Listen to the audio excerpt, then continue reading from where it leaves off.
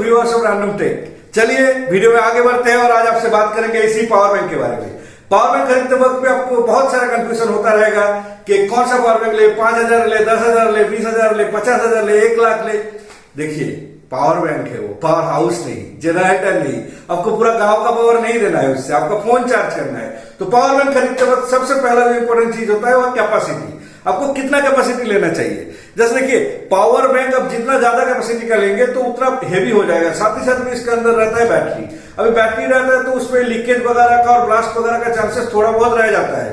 तो आप उतना पावर बैंक का कैपेसिटी चुनिए जो आपका फोन को 1 से 2 बार चार्ज कर सके। देखिए ऐसा तो नहीं है कि आप किसी जंगल में जाएंगे और बियर हिल वाला काम करेंगे तब आपको पावर बैंक चाहिए होगा, तो पावर बैंक भूल जाइए। तो सोशल डिस्टेंसिंग के साथ साथ नेटवर्क से भी डिस्टेंसिंग आपको पड़ जाएगा और आपका पावर बैंक का जरूरत ही नहीं पड़ेगा। तो आपका जो घर का नॉर्मल यूज के लिए आप कहीं जा रहे हो, ट्रैवल कर रहे हो, आपको पावर आउटलेट नहीं मिलेगा जहां पे आप अपना फोन चार्ज नहीं कर सकता, तब के लिए आपको चाहिए पावर बैंक। तो उस काम के लिए आपका जो फोन का कैपेसिटी है उस कैपेसिटी का दुगुना कैपेसिटी का या 2.5 गुना कैपेसिटी का पावर बैंक काफी है। अभी का जो फोन है वो 4,000 से 5,000 कैपेसिटी में मिलता है। तो मैं आपको सजेस्ट करूंगा 10,000 से 12,500 का जो कैपेसिटी होता है पावर बैंक का, उसी कैपेसिटी को चुनिए। ज्यादा से ज्यादा आप 20,000 ले सकते हैं, लेकिन अगर 20,000 लोगे तो उसको कैरी करने के लिए आपको शायद एक लोग हायर करना पड़ेगा या तो फिर एक बड़ा सा बैग लेके चलना पड़ेगा। तो आपका मर्जी। अब 20,000 भी ले सकते हो, ऐसा नहीं है, लेकिन 20,000 से ज्यादा बिल्कुल मत सोचिए क्योंकि आपके लिए कैरिंग के लिए भी दिक्कत होगा और वो उतना पोर्टेबल भी नहीं रहेगा। अभी देखिए जब जमाना पोर्टेबल का बात कर रहा है, थोड़ी ना 50,000 लेके घूमेंगे।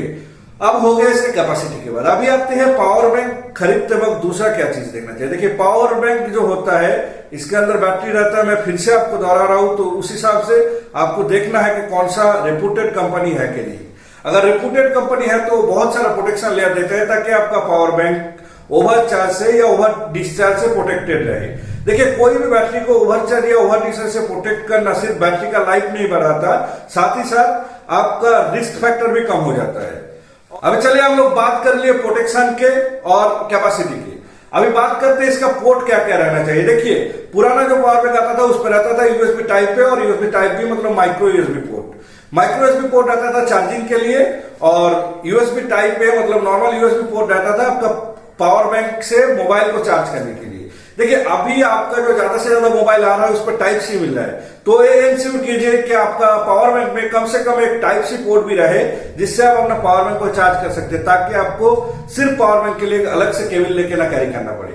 साथ ही साथ में इस बात का भी ध्यान रखिए कि चार्जिंग के लिए कम से कम 2 पोर्ट हो ताकि आप अपना 2 डिवाइस साइमल्टेनियसली चार्ज कर सकते हो।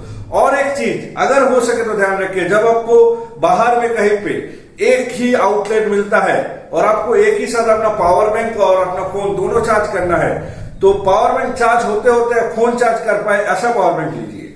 अभी हो गया चार्जिंग, आउटलेट, कैपेसिटी और प्रोटेक्शन के बारे में हम लोग बात कर लिए। अभी बात करते हैं जो सबसे बड़ा मुद्दा है, ज्यादा लोग बात करते नहीं कि आप अपना पावर बैंक में fast charge supported power bank जरूर लीजिए। ऐसा नहीं है कि आपका जो पावर बैंक है उसका कैपेसिटी तो हो गया 10,000, अभी उसका जो चार्जिंग कैपेसिटी हो शायद 1 एम्पियर या 2 एम्पियर का। तो अभी आप अपना पावर बैंक को क्या 8-10 घंटा ऐसे ही चार्ज करोगे? तो आपको अगर जल्दी में कहीं से निकालना है, कहीं पे जाना है, तो आपका पावर बैंक को जल्दी से फुल चार्ज करके लेके जाना है, तो आप 8-10 घंटा वेट थोड़ी करोगे।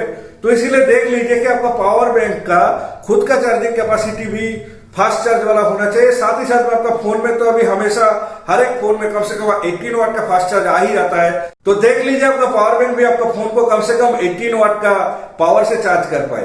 साथ ही साथ में और एक चीज ध्यान रखिएगा, आपका जो ब्लूटूथ स्पीकर होता है, आपका जो छोटा मोटा डिवाइस होता है, वॉच होता है, वो जब आप पावर बैंक से चार्ज करोगे आपका पावर बैंक में वो प्रोटेक्शन जरूर रहना चाहिए कि उसको ओवर चार्ज मत कर दे, उसका बैटरी को डैमेज मत कर दे। अभी बात आता है इसका टेक्नोलॉजी, मतलब इसके अंदर तो है सिर्फ बैटरी। तो आप कौन सा टेक्नोलॉजी का बैटरी लेना पसंद करेंगे? देखिए अभी मार्केट में जो बैटरी अवेलेबल है वो है लिथियम आयन और लिथियम पॉलीमर। अभी लिथियम आयन और लिथियम पॉलीमर दोनों बैटरी में से कोई सा भी बैटरी खराब नहीं है। दोनों बैटरी में थोड़ा थोड़ा दिक्कत है, थोड़ा थोड़ा एडवांटेज भी है, डिसएडवांटेज भी है। और अब ध्यान रखिए कि लिथियम पॉलीमर बैटरी ले, क्योंकि लिथियम पॉलीमर बैटरी में अभी ज्यादा काम हो रहा है और इसका टेक्नोलॉजी धीरे धीरे आगे बढ़ रहा है और ज्यादा एडवांस हो रहा है, और लिथियम पॉलीमर बैटरी में आपको लॉन्जेविटी भी ज्यादा मिलेगा। तो चलिए इसी के साथ आप लोगों को एक बोनस टिप दे देते हैं। जो पावर बैंक होता है, हम लोग सोच लेते हैं कि 20,000 का पावर बैंक खरीद लिए तो अपना 5,000 mAh वाला बैटरी 4 बार चार्ज हो जाएगा। इस गलत फहमी में मत रहिए, क्योंकि दुनिया का कोई भी बैटरी 75 to 80% से ज्यादा एफिशिएंसी देगा नहीं। तो आपका जो पावर बैंक है 20,000 का, वो ज्यादा से ज्यादा 16,000 mAh का आउटपुट देगा। तो आप अपना फोन 3 बार ही चार्ज कर पाएंगे, 4 बार नहीं। तो इस गलतफहमी में मत रहिए। चलिए तब तक के लिए खुश रहिए, मुस्कुराते रहिए और अपना रैंडम टेक को देखते रहिए। अगर वीडियो आपको अच्छा लगा तो अपने दोस्तों के साथ शेयर कीजिए। आपका कोई कमेंट हो, कोई सुझाव हो, कुछ भी हो तो नीचे कमेंट करके बताइए। और अपना चैनल को जाते जाते सब्सक्राइब करना और घंटी बजाना बिल्कुल मत भूलिएगा।